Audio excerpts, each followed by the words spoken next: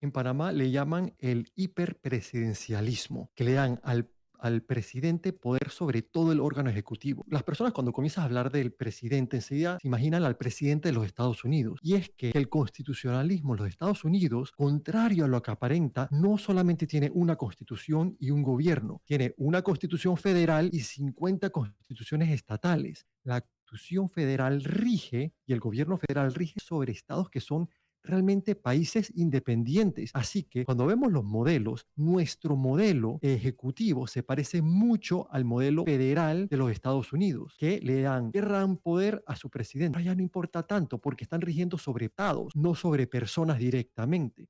6 del mediodía. Seguimos con nuestra segunda parte de Menú Ejecutivo. Ya está con nosotros, como cada miércoles, el arquitecto Miguel Herros, autor de Estructura para Crear Justicia. Miguel, bienvenido a Rayancón nuevamente desde Houston. Nos acompañas. Buenas tardes. Muy buenas tardes, Magdiel. Un gusto estar aquí contigo de nuevo. Bueno, un gusto tenerte acá con nosotros hablando un poco sobre todo las estructuras para generar conciencia también, no solamente para crear justicia. Estas semanas hemos estado hablando de distintos temas, entre esos corrupción, los poderes del Estado. Hablamos sobre la Corte Suprema. Esta semana tienes un tema muy interesante, ¿no? Así es, vamos a hablar sobre el ejecutivo. Pero bueno, antes de eso quería repasar un poquito lo que hemos hablado. Al fin y al cabo, como todos sabemos, la meta es facilitar la cooperación social, que requiere que no se hagan de la cosa pública, sino que la usen para el bien común. Y para ello hay dos maneras de lograr esto. Una es, la hemos repetido varias veces, que las personas simplemente ignoren su propio bienestar y pongan el interés de otros sobre el propio. El resultado es como ya es de esperar que no funciona muy bien. El otro es emplear herramientas que a través de la organización de las cosas eliminen los conflictos de intereses. Así, la misma persona, todavía actuando en su propio bienestar, va a hacer el bien porque está alineado su interés con lo correcto. Ahora, esto en Panamá se celebra la primera, pero lo sepamos o no, como no somos ángeles, la que rige es al final la segunda. Y el diseño de nuestras estructuras son muy, muy pobres. Para arreglarlo, la semana pasada hablamos sobre las dos claves. Uno es dividir el poder. Em, si tú tienes a la misma persona que es parte y juez, obviamente no va a hacer, pero excepto para su propio bienestar. Así que primero es dividir el poder, que el juez y la parte no sea la misma persona. Pero incluso cuando se divide el poder, y si no tienes independencia estructural y el juez le debe su puesto a una de las partes, tampoco vas a tener buenos resultados. En Panamá sacamos mala nota en la división del poder y fracasamos rotundamente en la independencia estructural. Es decir, el juez aquí le depende de una de las partes, o el fiscal o el contralor, y no hace falta investigar cómo se diseñan mejores divisiones, ni la independencia estructural. No hay que inventarlo. Esto ya está prehecho para nosotros y súper investigado y puesto en práctica, Magdiel. De eso me gustaría que hablemos hoy, usando al órgano ejecutivo de trampolín, metiéndonos en este tema. Bueno, importante. Y esto pues parte también de un poco de esa tesis que planteas en dos tomos de esta estructura para crear justicia, basándote un poco en el modelo de algunos países europeos e incluso Estados Unidos.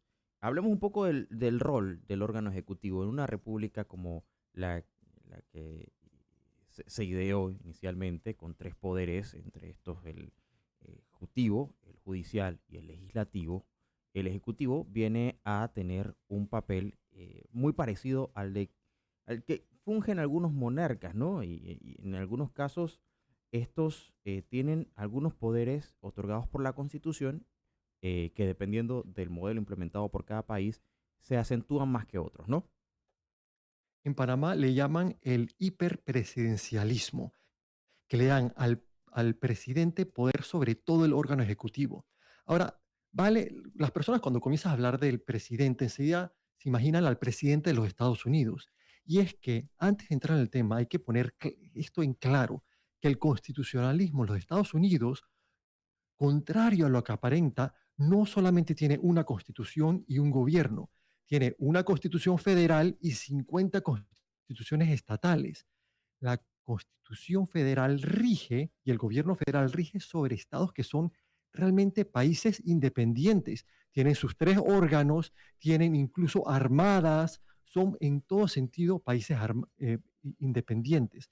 Y incluso el 95% de las causas judiciales son en la justicia estatal. Así que cuando vemos los modelos, nuestro modelo ejecutivo se parece mucho al modelo estatal, perdón, al modelo federal de los Estados Unidos, que le dan gran poder a su presidente. Pero allá no importa tanto porque están rigiendo sobre países, no exactamente sobre, bueno, sobre estados, no sobre personas directamente. Y añadido a eso, el presidente allá no tiene tanto poder como el presidente en Panamá. Por ejemplo, no controlan los Estados Unidos el dinero, es la Cámara Legislativa. Entonces, hay que hacer una diferenciación entre esos dos sistemas. Así que en Panamá tenemos el hiperpresidencialista, perdón, el hiperpresidencialismo, que es lo que en los Estados Unidos llaman el ejecutivo plural, donde el presidente de nuevo quita y pone a su gabinete. Y, pero sí. Sí, claro. Ahora, desde esa premisa y partiendo un poco con las experiencias que hemos tenido en los últimos años, ¿de qué modo esto también otorga al jefe de Estado, digamos, poderes que le facultan para llegar a debatir proyectos tan controvertidos como el último que fue derogado, bueno, no derogado, sino declarado inconstitucional por la Corte Suprema de Justicia, y de qué modo esto también puede, evaluándose de forma correcta y replanteándose una idea distinta, ayudar a que haya mayor participación y mejores controles y divisiones, sobre todo cuando hablamos de separaciones de poderes entre los tres órganos principales de un Estado. Bueno, el problema en parte es que en Panamá, como en el gobierno federal, el presidente pone directa o indirectamente a casi todos en el órgano ejecutivo. Así que el procurador, el fiscal, el secretario de Estado, todos le deben sus puestos al presidente y no son independientes. No pueden hacer un check, un freno o un contrapeso real a lo que está ocurriendo adentro del órgano ejecutivo. En consecuencia, el resultado que vemos es que MacDill son juez y parte. Y solo mira lo que salió hoy en la prensa sobre el contralor de la Autoridad de la Innovación Gubernamental, que simplemente él no le iba a poner freno a lo que estaban haciendo para beneficiarse adentro del órgano ejecutivo. Y para deshacerse de eso, lo que se necesita es crear independencia estructural. Y una de las, y no solamente eso, pero unas cuantas divisiones de poder más. En los estados emplean para solucionar eso lo que se llama el ejecutivo plural, que en general en los dos sistemas tienes a las mismas personas con las mismas funciones, pero en los estados no solo se elija al presidente, también se elija al procurador, también se elija al controlador, al contralor, también al secretario de Estado, al jefe de la policía.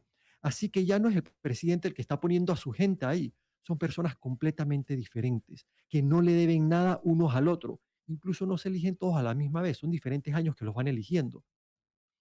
Esto crea independencia estructural entre ellos. Así que no es un jefe que manda a todos, son múltiples jefes, por eso le llaman el ejecutivo plural. Y el poder no solo se divide horizontalmente entre estos cargos, también verticalmente. Así que vemos, por ejemplo, que tienen al procurador, pero en los distritos tienen a fiscales que también son elegidos en cada uno de los distritos localmente elegidos. Así que eso crea otra división. Los jefes de policía local también son elegidos localmente. Así que puede ser que haya uno que no lo quiera hacer bien, pero siempre va a haber otro que por su conveniencia, a ver, si meto la ley a este, me va a salir mejor a mí porque me voy a ver bien y yo no le debo nada a esa otra persona. Así que, y no solamente está la división entonces, que es la que tenemos en Panamá, que es vertical entre los diferentes órganos ejecutivos. Existe la división, pero no existe la independencia de recursos ni de que yo le debo el puesto al otro. Así que no existe verdadera independencia, aunque hay división. Allá tienen independencia entre verticalmente y horizontalmente, y tras eso lo dividen horizontalmente para que haya cargos pequeños. Y además de eso, tienen divisiones que son diagonales. Por ejemplo, cómo se eligen a los el procurador o el fiscal. No es que él pone de a dedo a los que trabajan abajo de él. Es un consejo civil de miembros ex oficio que corre el sistema de contratación por mérito.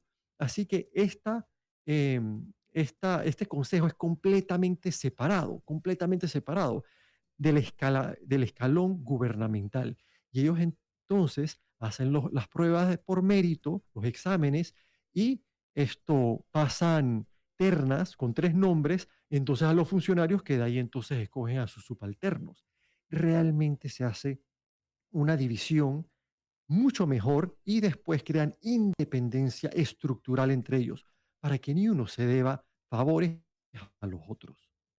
Ahora, Miguel, tomando un poco en cuenta lo que mencionabas antes acerca del poder que tiene el presidente que constitucionalmente le permite escoger a su gabinete y también a altos funcionarios, que esto también puede generar lo que tú mencionabas, automáticamente un conflicto de intereses. Dependemos a fuerza de la integridad, valores éticos de las personas que ocupen esos puestos frente a toda la posibilidad que existe de que ellos, digamos, obedezcan a sus propios intereses o favorezcan a sus allegados antes que obedecer al poder constitucional, porque en sí se los está otorgando una sola persona.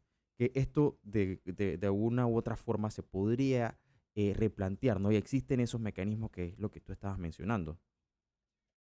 Y no hay solamente una cosa que vaya a solucionar todo. Hay que tener un abanico de diferentes soluciones empleándolas a la misma vez. No es que no importe educar a las personas sobre la importancia de hacer las cosas bien. Es muy importante, pero por sí solo no ha resultado ser suficiente. No en Panamá y no ha resultado ser suficiente en los Estados Unidos. Por ello comenzaron a hacer estas divisiones necesarias para que no sea juez y parte a la misma vez y después independencia real para que el juez, que ya no es el mismo que la parte, no le deba su puesto a una de las partes. Estamos hablando de temas que no es que hay que hablar de uno y no del otro, es que tenemos que ampliar el tema en Panamá para entonces realmente atacar el problema de varios ángulos y realmente comenzar, especialmente en las partes donde fracasamos rotundamente. Y una de esas es en la división del poder, pero más aún en crear independencia estructural. Pero ahí sí que la fracasamos totalmente. Y tenemos que entonces abrir el abanico y comenzar a hablar de estos temas en Panamá, para que ya de una y por todas no sea que el procurador es el que supuestamente tiene que estar viendo que su jefe lo está haciendo bien, pero ¿cómo va a hacer eso si el jefe lo puso? Realmente al final no va a poder hacer esto contrapeso a la persona que lo puede votar. Sí, que es el caso particular en donde tenemos a los procuradores, tanto el de la administración como el de la nación, declarando que la ley que se manda a la Asamblea era inconstitucional, porque eso pasa luego de que empieza todo este proceso con la Corte Suprema y no antes. Así es, fue el peso de las personas en la calle comenzaron a crear un contrapeso. No es que crearon independencia en la Corte Suprema, porque ahora dice, mira, actuaron con independencia. No actuaron con independencia, actuaron de manera correcta debido a que todavía eran dependientes del órgano ejecutivo, pero creamos tanto contrapeso en las calles que entonces la balanza la pusimos más hacia el centro y pudieron actuar de forma algo imparcial, pero todavía no son independientes completamente del ejecutivo. Por ejemplo, en los Estados Unidos, en el gobierno federal, el presidente también pone a los jueces, pero allá hay dos diferencias. Los jueces son de por vida, así que más nunca van a depender del Ejecutivo para mejorar o para su puesto o para nada. Aquí son por 10 años. Y allá el que controla su dinero es el legislativo. Aquí en Panamá es el ejecutivo. Así que no es el mismo sistema. Y el sistema federal de Estados Unidos no es el mejor. Vemos cómo lo hacen en los estados, que es mucho mejor aún que el sistema. Así que en el escalón, Es más, el de Panamá es malísimo. es El más, fe- Miguel, ahorita, si la Asamblea no aprueba el presupuesto, por constitución, tengo entendido que el Ejecutivo puede aprobarlo. O sea, que está estamos hablando de que todavía hay muchos poderes, pero ¿cómo nos imaginamos entonces la figura del órgano ejecutivo, particularmente del presidente? ¿Cuál debería ser entonces el rol? Tomando en cuenta que la parte de justicia le compete a la Corte, la parte de las leyes y de la representatividad del clamor popular, la Asamblea Nacional y el Ejecutivo, ¿qué debería hacer? Debemos comenzar a imaginarnos el Ejecutivo no como un poder unitario, donde todo es controlado por una persona, pero verlo como realmente debería ser. Hay diferentes funcionarios principales. El presidente es uno de los principales, el procurador, el contralor, el secretario de Estado, que en Panamá, bueno, tiene otro nombre, pero que es el ministro de la presidencia, en su rol sobre varias cosas, que es el secretario de Estado en los Estados Unidos, las comisiones que gestionan el mérito adentro el ejecutivo, todos son principales, todos estos tienen que ser separados unos de los otros. Ahora, y me llama mucho la atención porque aquí tenemos gobernadores, tú mencionaste al ministro de la presidencia, cuyos cargos sabemos cuáles son o imaginamos cuáles son, pero quizás no tienen ese peso, porque al final todo recae sobre el presidente. O sea, aquí incluso muchas de las Así es. demandas recaen siempre sobre el presidente y las culpas se las echamos al presidente y esperamos también que cuando se haga el trabajo bien o mal, siempre sea sobre el presidente. Entonces, ¿qué pasa con el resto de las figuras del Ejecutivo? Parecieran, y ojo, puede ser una percepción equivocada, pero para muchos son figuras más allá de cosméticas. Es que yo tengo la misma percepción y creo que es la acertada.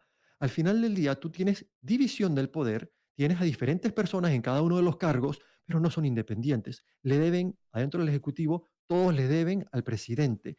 Y el presidente tiene mucho más poder que en los Estados Unidos. En general, cuando la persona americano siente que el gobierno está funcionando bien, no va directo sería aquí el gobernador del estado, que sería el presidente en Panamá, en general van a su representante en la Cámara Legislativa, porque ellos tienen mucho poder sobre el gobierno, sobre la rama ejecutiva. Así que hay que dividir el poder para que una persona no tenga todo el poder de decir. Lo que ocurre es que cuando concentras el poder, se crean un sistema clientelista, una jerarquía donde todos le deben el poder al presidente, pero el presidente no es que está flotando en una nube, él debe su puesto igual a las personas que le están apoyando para poder ganarlo y mantenerse ahí. Así que con este poder casi ilimitado lo debe usar para entonces congraciarse y darle beneficios a los que lo están apoyando. Y los que lo están apoyando, entonces tienen que usar su autoridad, si están adentro del gobierno, tienen que usar su autoridad para protegerse uno a los otros. Has organizado todo en un sistema jerárquico, donde creas lo que en Estados Unidos le llaman patronage system o le dicen también el spoil system, lo tuvieron en los Estados Unidos. Es lo que vivimos hoy en Panamá. ¿Cómo lo solucionaron allá? Creando el ejecutivo plural, entre muchas otras cosas. Ahora, nos quedan 5 minutos. Estos temas dan para muchísimo más, Miguel, pero háblanos un poco acerca de esta idea de ejecutivo plural, porque ya de por sí eh, habla de lo que tú has estado mencionando, de que no sea solamente el presidente. Regularmente cuando escuchamos en Panamá el órgano ejecutivo, inmediatamente solamente pensamos en el presidente y cuando más en los ministros, que al final termina siendo, como tú decías, eh, la idea del presidente cómo quiere conformar su gabinete, pero todos obedecen al mandato que se sienta en la silla presidencial. Pero esta idea digamos, del ejecutivo plural plantea otra alternativa más enfocada en la administración pública, o me equivoco. Bueno, 100%. En los Estados Unidos, cuando comenzaron, después de la independencia, tenían ejecutivos igual al de Panamá, que tenían mucho poder. Y ni siquiera tenían tanto poder comparado al legislativo, porque el legislativo podía, en general, votar a los ejecutivos. Así que era un desbarajuste total. La corrupción era, pero afuera, o sea, era inimaginable. Era como lo que vivimos en Panamá, pero al punto tal que no solamente eran manifestaciones en la calle, o sea, habían golpes adentro de los estados porque la gente no se lo aguantaba. La gente salía a la calle con armas, que en Estados Unidos todo el mundo tiene armas desde esa época. Pero bueno, ¿cuál era la solución? Al principio muchos dijeron, la solución es personas buenas. Y ahí fue cuando vino Madison y dijo, espérense, espérense, espérense. Aquí nadie es un ángel. ¿Qué vamos a hacer? Tenemos que ver cómo nos organizamos para que cada una de estas personas por su propio interés le convenga hacerlo bien. ¿Tú cómo haces entonces para que un fiscal lo quiera hacer bien? Que dependa por su propio bienestar de hacerlo bien, no del presidente y proteger al presidente, sino que dependa directamente del pueblo.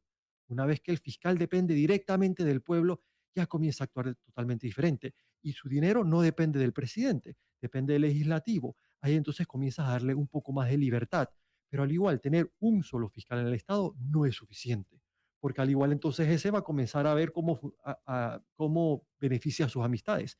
Tienes que dividirlo aún más. Y así fue que surgió esta idea. No es, vamos a poner uno que tenga todo el poder, y que lo haga bien. Él no lo va a hacer bien. Tenemos que dividir lo suficiente. Tenemos que darle suficiente libertad de acción a cada uno para que entonces realmente tengan la libertad de hacerlo bien, y como no se pueden beneficiar directamente o no le necesitan beneficiar a ninguno, entonces ahí comienzan a eliminar la parte del clientelismo. Y por la parte del clientelismo, porque Estados Unidos no fue que solucionaron todo del día a la mañana, poquito a poquito iban mejorando. Y una de las últimas que mejoraron adentro del Ejecutivo era la parte de contratación por mérito adentro de cada una de estas agencias. Porque al igual no es que el contralor es el que está haciendo la matemática de cómo va el dinero, si están gastando demasiado, lo están gastando mal, son personas que deberían ser profesionales, no puestas por él, porque si no al final le va a poner a todas sus amistades, familiares, y van a ellos tener que hacer lo que le convenga al procurador o al contralor. Así que es el sistema de mérito, que le lleguen a él ternas con tres nombres, ya de un sistema completamente separado del ejecutivo, y entonces no le queda más de poner a los que le van, a los que son los mejores.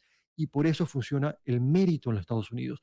No es que las personas, el presidente no quiere poner a nadie por mérito, o el gobernador acá, todos quieren poner a los suyos, pero no pueden porque le dan una lista de tres nombres y tienen que poner a uno de los tres.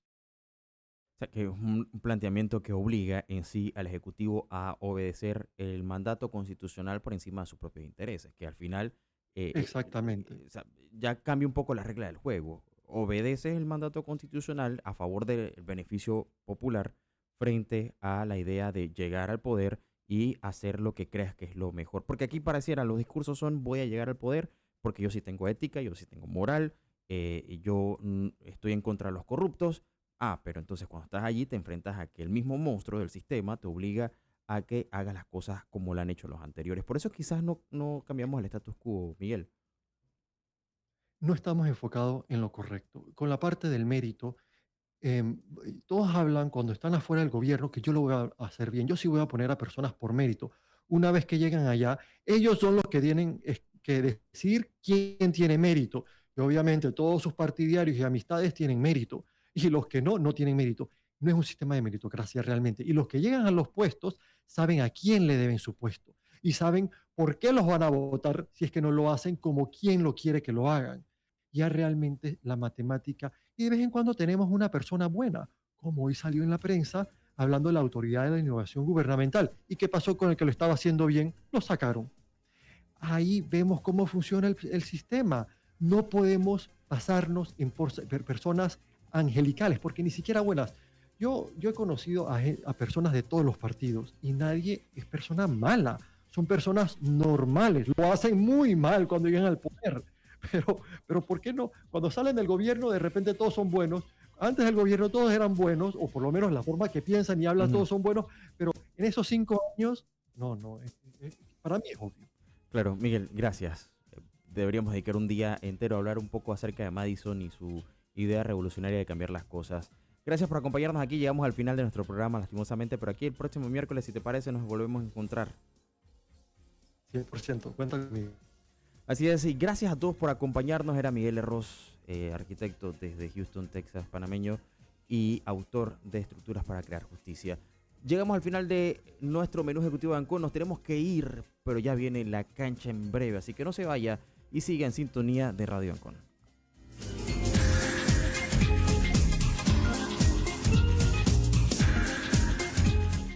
Muy buenas tardes, sean todos bienvenidos a Menú Ejecutivo de Ancon. Yo soy Magdiel Torres, iniciando la jornada informativa de hoy, 6 de diciembre de 2023, transmitiendo desde nuestros estudios centrales aquí en Calle 50 para Panamá y el resto de la República en nuestras frecuencias en FM 92.1 en Ciudad de Panamá, Panamá Oeste, Bocas del Toro y Chiriquí, 92.3 FM en provincias centrales, 102.7 en Colón, 100.3 en Darién.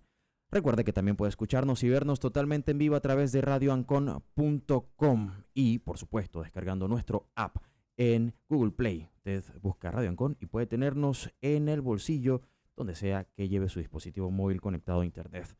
No olvide que también estamos en YouTube. Usted puede encontrar nuestro canal de YouTube y ver toda nuestra programación y, por supuesto, a través de redes sociales en Radio Ancon PA. Iniciamos la jornada hoy, 6 de diciembre, en la empresa distribuidora de energía eléctrica en el sector noreste de Panamá entregó al Estado dividendos por un total de $18.334.582.99, esto correspondiente al año fiscal 2022. Esta contribución se suma a los más de $485 millones que la empresa ha entregado al Estado panameño a lo largo de su presencia en el país, tanto en concepto de dividendos como en impuestos, en un esfuerzo por garantizar la continuidad y calidad del servicio eléctrico para más de 500.000 familias en su área de concesión.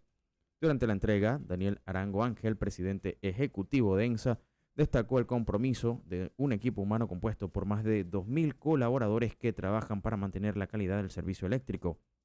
Entrega que contó con la presencia del ministro de Economía y Finanzas, Héctor Alexander, así como representantes de la Dirección Nacional de Ingresos, resaltando, por supuesto, la relevancia de la colaboración en la inversión en infraestructura eléctrica, con aproximadamente $55 millones invertidos durante este año 2023, alcanzando una inversión acumulada de más de $1.000 millones en la historia de la empresa. Por otra parte, Luis Oliva, ex administrador de la Autoridad de Innovación Gubernamental, acudió al Tribunal Electoral para renunciar a su fuero este miércoles, 2 meses antes de la contienda electoral de 2024, buscando demostrar el liderazgo que él busca plantearse como político. En octubre pasado, hay que recordar, el ex administrador de la AIG presentó su renuncia con el propósito de postularse como diputado por el circuito 8-2 en San Miguelito en las próximas elecciones generales. Oliva también respondió a acusaciones sobre el presunto uso inadecuado de recursos del Vale Digital. Afirmó que no tiene problemas con las investigaciones y que ha tomado medidas para reiterar y retirar denuncias y detectar cualquier irregularidad. Declaraciones que surgen tras una denuncia presentada al Ministerio Público por parte del subadministrador de la AIG, Luis Carlos Stout, solicitando investigaciones sobre posibles delitos contra la administración pública.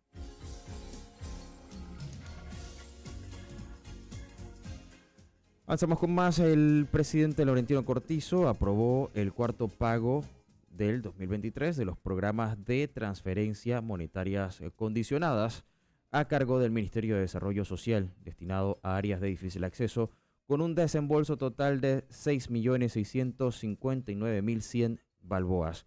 Esto busca beneficiar a más de 32.000 panameños que residen en zonas vulnerables y de difícil acceso, ejecutándose esto entre el 11 y 15 de diciembre. Pagos que habían sido temporalmente suspendidos debido a bloqueos de carreteras y protestas, y se retoman con el objetivo de garantizar el apoyo a las comunidades en áreas remotas. Desde el 4 al 15 de diciembre de 2023, el MIDES tiene previsto desembolsar pagos a un total de 160.926 beneficiarios mediante tarjeta clave social, sumando un monto total de 49.734.210 balboas para respaldar a ciudadanos en diversas regiones del país.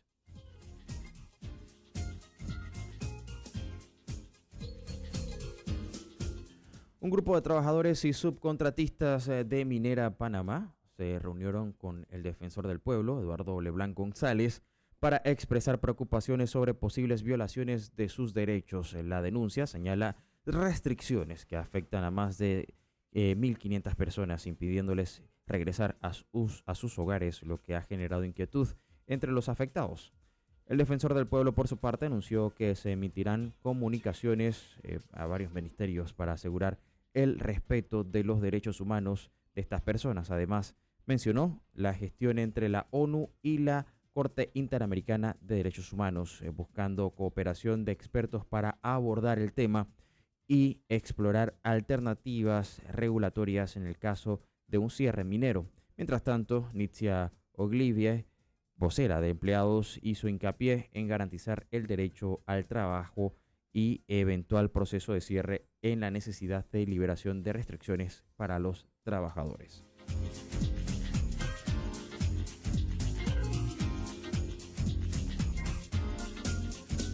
Son las 12:09 del mediodía, ustedes escuchan Radio Ancon y el informe del programa PISA para la evaluación internacional de alumnos 2022 ha revelado un ligero ascenso en los indicadores educativos en Panamá.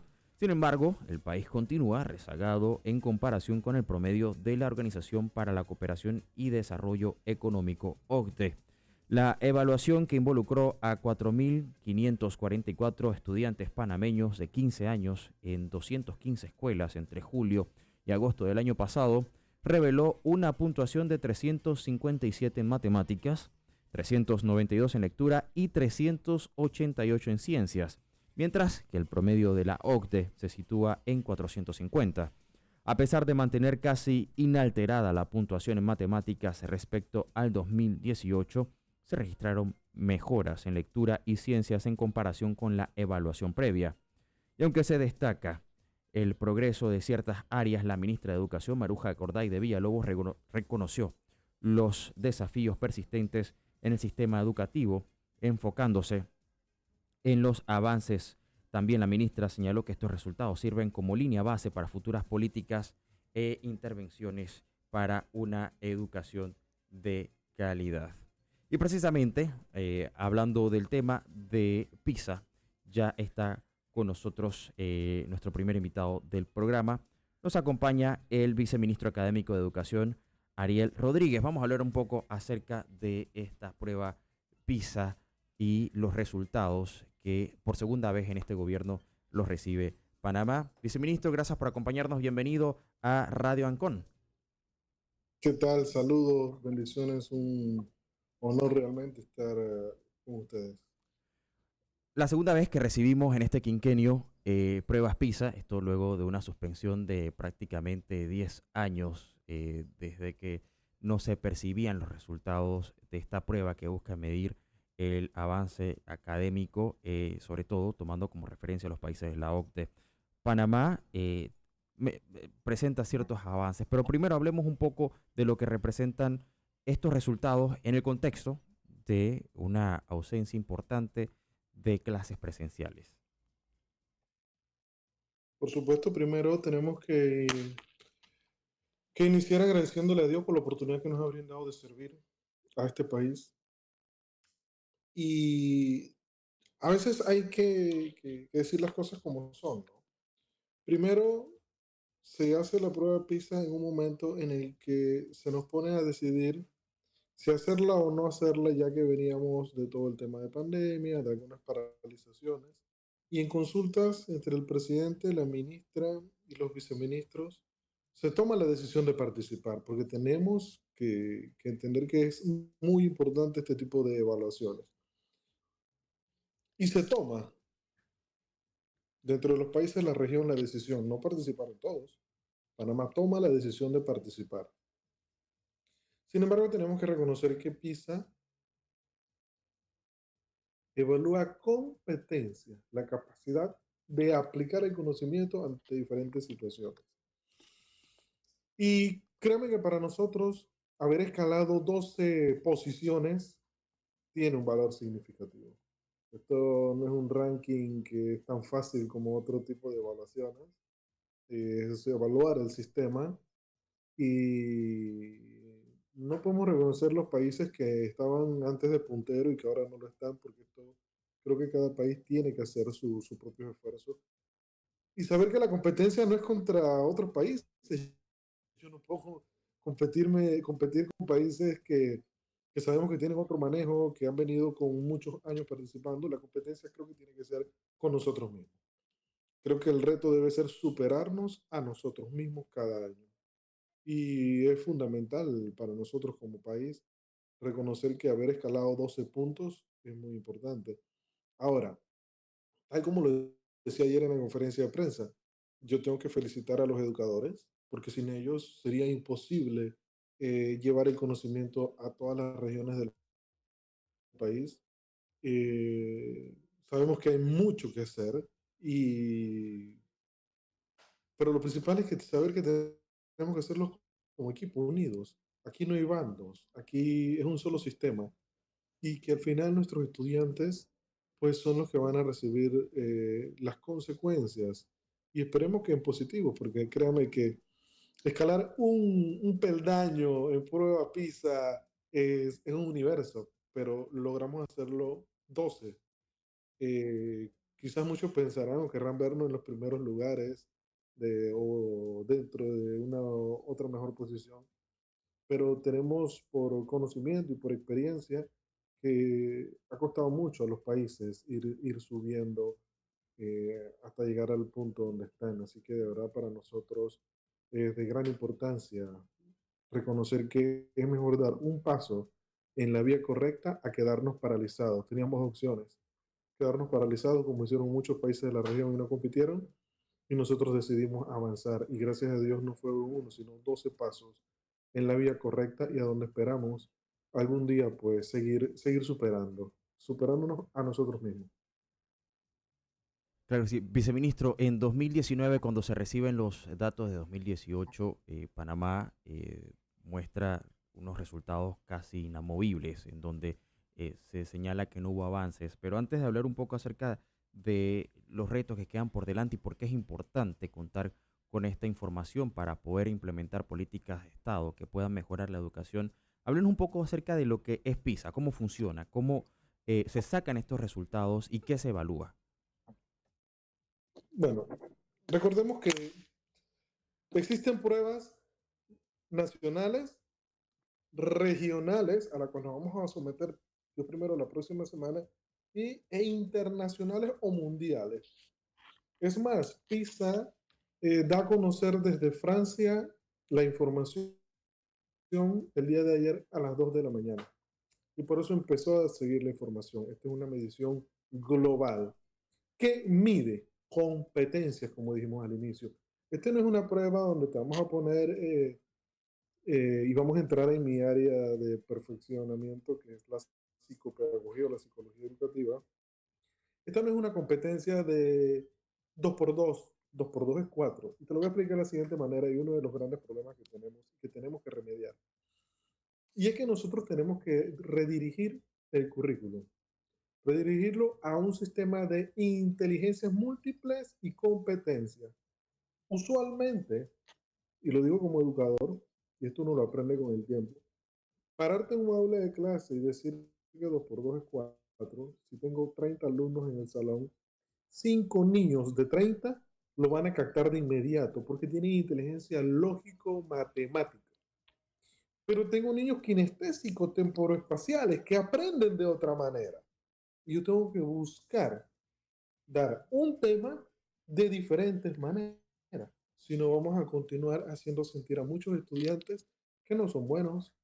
Y lo cierto no es eso, porque cuando nosotros vemos hoy en día, si medimos el coeficiente intelectual y el coeficiente emocional, las grandes empresas hoy validan más el liderazgo, que es el coeficiente emocional. Y esto es competencia del tipo de profesional que requiere el siglo XXI.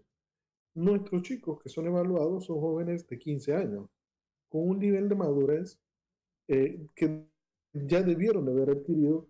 Y a mí nunca me gusta hablar de esenciales mínimos, no, los esenciales necesarios para enfrentar muchos retos. Entonces, cuando vemos la parte de matemática, en donde sí nos ha costado mucho y no tengo que buscar ni señalar culpable, ni decir que son los profesores los culpables, o asumimos nosotros la responsabilidad.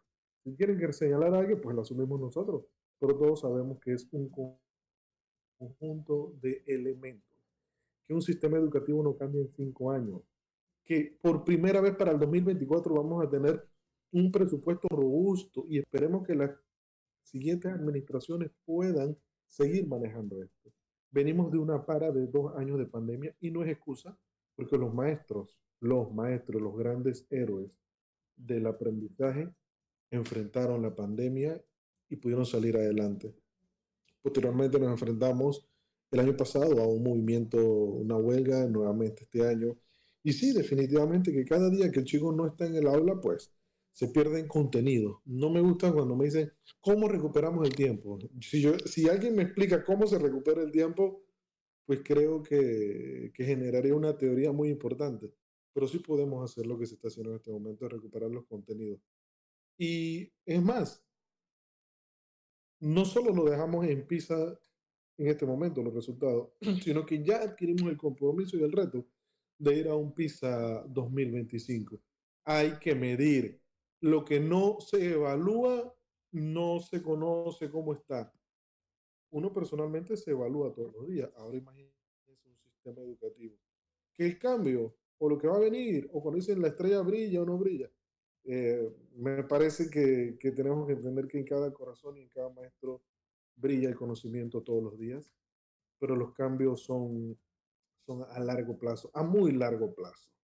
Así que para nosotros haber enfrentado este reto de PISA como equipo, con todos nuestros educadores, de verdad que es un reto que hay que reconocer. Que no lo quieren ver o no lo quieren ver, cada quien tendrá sus opiniones y quizás los que vengan lo harán mucho mejor que todos nosotros.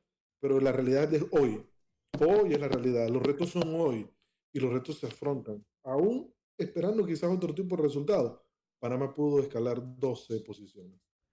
Viceministro, usted mencionó hace un momento que no debemos ver los resultados como una competencia a nivel regional, no obstante, los conocimientos que adquieren nuestros estudiantes en las aulas de clase son necesarias para afrontar un mundo más globalizado.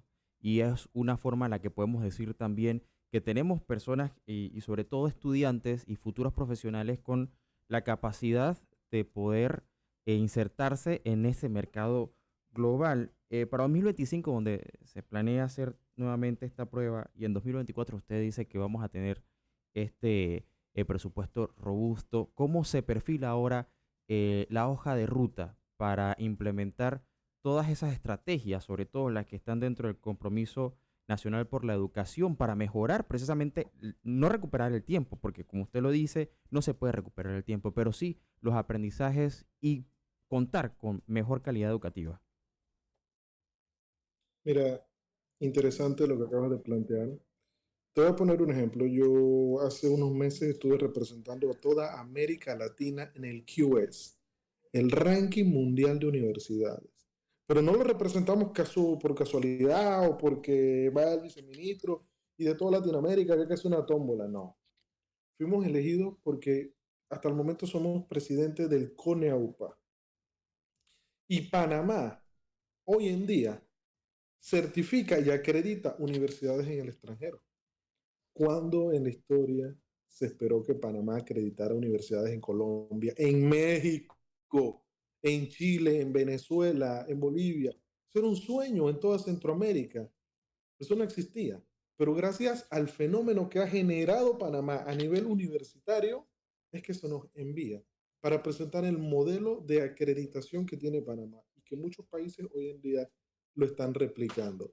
Es hacia allá la ruta. El camino es al profesional que nosotros necesitamos, que necesita el país, que necesitan las áreas.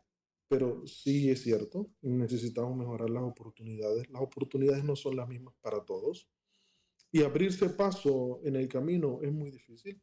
Y yo siempre me refiero a mí mismo, no para alardear, sino que sé muy bien lo que es venir de extractos de mucha pobreza, de abrirme un camino trabajando y estudiando en un primer ciclo que se llamaba antes, lo que es la premedia, trabajando y estudiando en una media, empezar a trabajar como maestro desde los 18 años, tenemos 25 años de estar trabajando y desde adentro hacer aportes en investigación. O sea, hay que hacer una gran reestructuración, pero son pasos que se dan de a poco.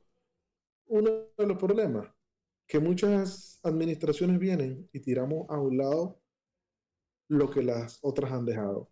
Dios quiera que sigamos avanzando en lo que es el tema de las universidades, que es el punto final a donde debe llegar el estudiante, llevar al estudiante a que tenga una oferta donde él tenga la posibilidad, no solamente laboral, sino que hay otro fenómeno. La acreditación en Panamá va a permitir, y Dios primero, que es el siguiente reto, que nuestros profesionales puedan trabajar en muchas partes del mundo con una acreditación. O sea, eso no se dice. Ver lo malo, ver el fracaso. A mí no me gusta hablar, por ejemplo, de una situación que tenemos en este momento. Tenemos alrededor de 85.000 jóvenes aplazados.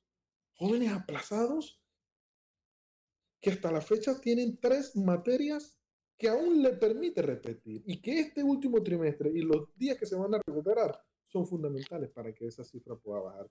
Y que jóvenes como yo, que muchas veces necesitábamos el último trimestre, por aquí venderse como un genio o como una lumbrera, no, aquí tenemos que ser humildes. Todos hemos llegado a base de muchos sacrificios porque nuestra manera de aprender era otra y por eso hago énfasis en el fortalecimiento de inteligencias múltiples.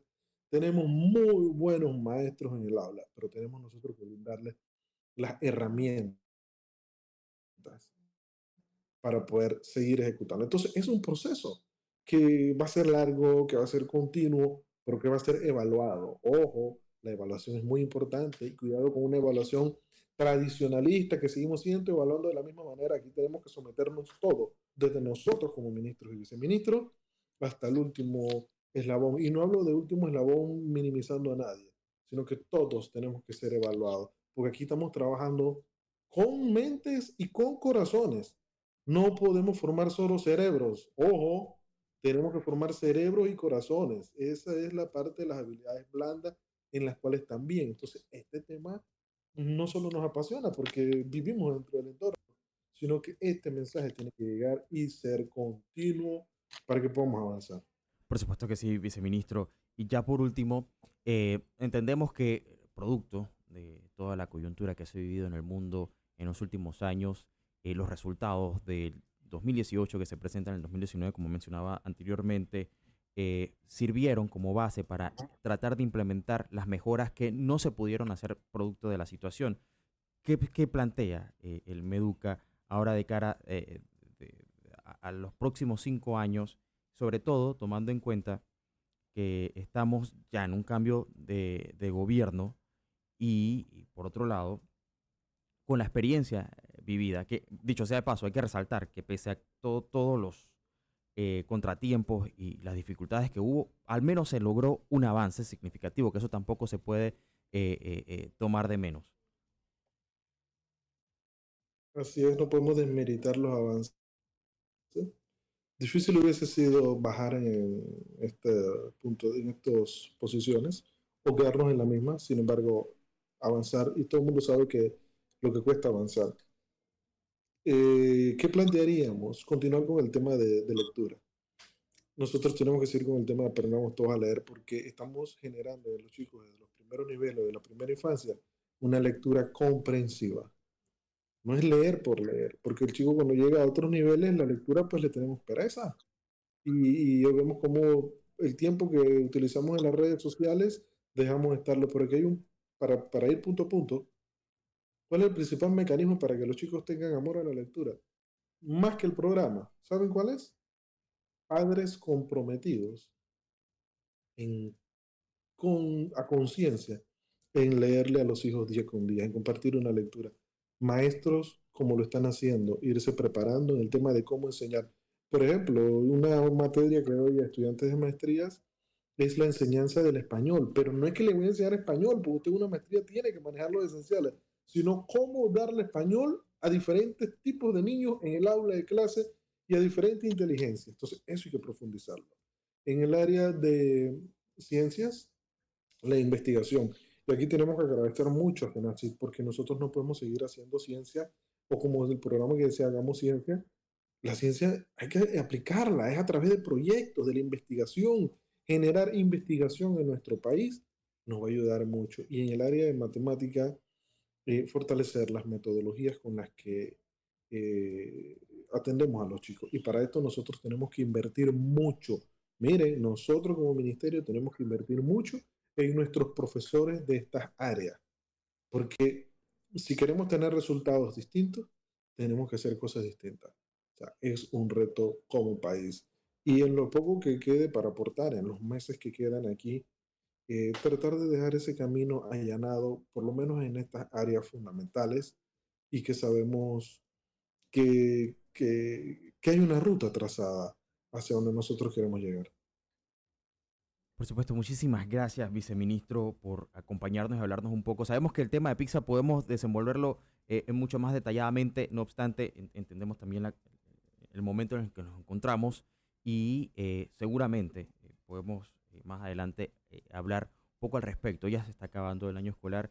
Nada más para confirmar, el acuerdo con los profesores con respecto al año escolar, ¿cuándo estaría acabando formalmente?